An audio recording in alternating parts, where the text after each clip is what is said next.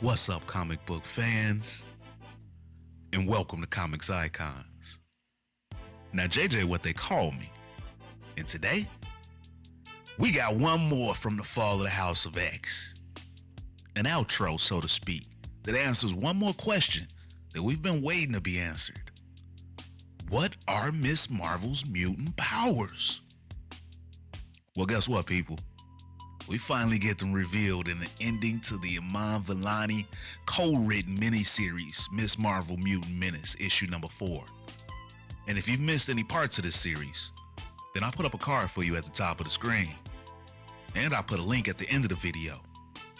But when we last left off with Miss Marvel, she was with Red Dagger, and her powers had gotten worse throughout this series, causing her to uncontrollably lose her form. And the last issue ended with the Inhumans coming to pay Miss Marvel a visit, with an answer to what's been going on with her. So if you guys are ready to find out what it is that's wrong with Miss Marvel, and you've been waiting to find out what is her mutant ability, then you guys know what time it is. Let's get it. So we picked this issue up with Miss Marvel and Red Dagger inside of the secret base of the Inhumans, as it appears that Miss Marvel's powers are killing her. And right now, she can't even hold form long enough to speak. So Karnak is forced to do the only thing that he can do, which is to judo chop a nerve, causing her to pass out. At least this way, she doesn't have to deal with the pain and anguish that she's in. But after just fighting variants of Kamala's X-Men friends, and now the Inhumans on the surface appearing to be making things worse, Red Dagger is skeptical of those that call themselves friends of Miss Marvel right now, and he decides to put up a fight. But Karnak makes light work of him and breaks Red Dagger's weapon, but then Medusa wraps up both of the guys. They don't have time for this right now, and she understands Red Dagger's hesitations. He has every right to be skeptical. But if there's anybody that his anger should be directed at, she tells him, is at the X-Men. Apparently, when the X-Men resurrected Miss Marvel, they missed one key thing: that her new resurrected body hadn't gone through Terrigenesis. So her new body has been tapping into Inhuman abilities even though it was never exposed to the Terrigen mist, and it's overtaxing her cells. So the hope is that now if they expose her to the mist, then her abilities should stabilize. Like I said though, at least that's the hope, since so much time has passed. But the alternative, if they don't try, is death. So there's really no choice but to go for it and hope that it works. So they begin the process of Terrigenesis, and then typical Kamala waits until the mist begins to ask what will happen to her mutant side once this process completes. Then Karnak tells her that the mist will fortify her Inhuman side, while also assaulting her mutant side.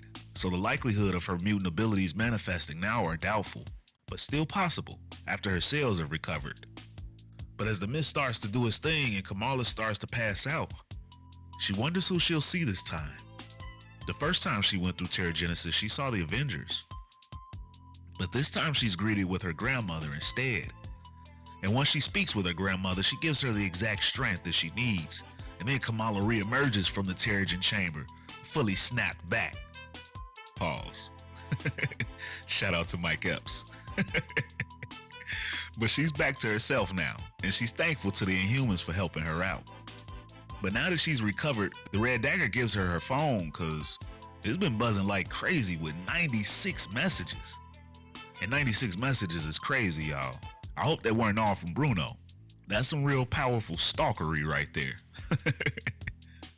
And side note, I don't know if it's ever been done before in a story because I haven't really read many Miss Marvel stories, but I think Bruno would make a great villain for her. I know they're like best friends, which is dope, but maybe something could like take over his mind and remind him of how much he's got no shot at her and turn him against her. You could even maybe give him some cold powers to encounter her elastic abilities. He'd be like the spokesperson for all of the friend zone guys. Call him a frozen stalker or chill zone or something. But Kamala's really got to get back, and so does Red Dagger also. And they love to continue this thing between them, but duty calls. So Lockjaw takes Miss Marvel back to Jersey City, and when she does, we see that it's under attack by none other than Miss Marvel. And when she sees this other version of herself, It's a giant-sized monster version that's using abilities that Kamala's never seen before. And it's attacking the mosque. So Miss Marvel has Lockjaw teleport her down to stop this monstrosity. But when she tries to engage, the monster version puts the beat down on Kamala. And then Dr. Natika Gaia reveals herself and tells Kamala that she made this creation just for her. And her mutation is hard light, which is also Kamala's mutation, an untapped energy source that creates matter in any shape. Some might say it's the externalization of what you can already do with your body, she tells Kamala.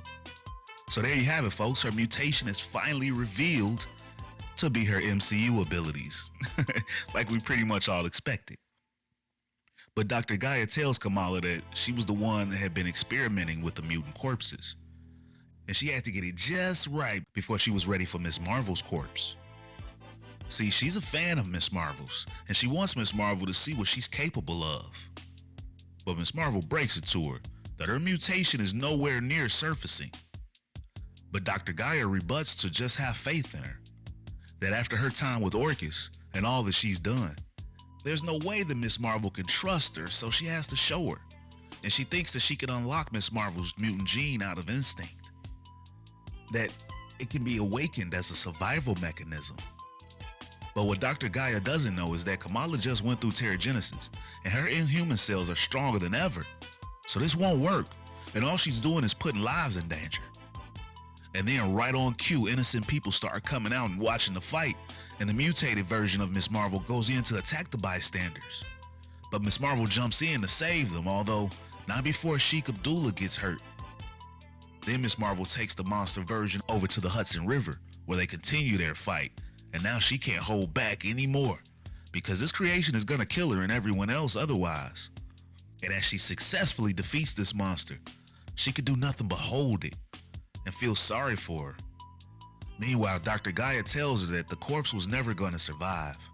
It was way too much power to sustain and no energy coming from the corpse. But Kamala isn't feeling Dr. Gaia's little experiment that just puts so many people in danger, and she attempts to apprehend her, but Dr. Gaia is already planned for that and manages to disable Miss Marvel and then escape. Then later on, as Kamala checks in on Sheik Abdullah, the news reports in the background claim that Miss Marvel injured nearly 100 people in an attack, and she's betrayed the citizens of Jersey City. And now Kamala starts to realize that no one now has any love left for Miss Marvel. Even her family is afraid, and she's finally starting to feel what it's like to be an X-Men. And the only person that she can confide in about all of this right now is Bruno, who as always is waiting for her with open arms. He's gonna stay right here with her, and he's not gonna stop holding her until she's ready to stand tall on her own, he tells her. And that, my friends, is the end of the issue and the series. So what did you guys think about this series? Did you like the reveal of Miss Marvel's powers? I gotta admit, I expected her powers to match her MCU counterpart, but I was surprised that they stuck with her as is. I guess this answers though why she's in New York in the new From the Ashes series NYX. She probably jumped over to the big city since the people of Jersey City have no love for her anymore. But all in all, I thought it was a fun series, and I think Iman Vellani does have a solid future as not only an MCU star, but a writing star as well. And I wonder if there are any more plans for her to write Miss Marvel in the future. But I want to hear from all you guys on your thoughts on the series and the future of Miss Marvel, and if you guys are looking forward to her new series NYX. And as always, if you guys enjoyed this video and this channel, and you'd like to support the channel, then you can do so by stopping by the Comics Icon store and picking you up some of this merchandise, including the background music heard right here in this video, or by joining the Iconic Fan Club channel membership, and it'll be a link in the description to join. But with the membership, your voice will be heard during our interactive live streams with yours truly, where we can talk about everything that's been going down in these issues, as well as ones that you'd like for me to go over in the future and other comic book news. Plus, you guys will get loyalty badges, member shout-outs, and up to 20% off of Comics Icon's merchandise from the Comics Icon store. And now we've got new tiers to the memberships as well, starting at just 99 cents. Or you guys can donate to the channel with a super thanks. And if you're not able to do any of that, then you can still be a tremendous help to the future of this channel by dropping a like, share, and subscribing to Comics Icons for more icons in the comic book world. But ladies and gentlemen, it's about that time. I'm out.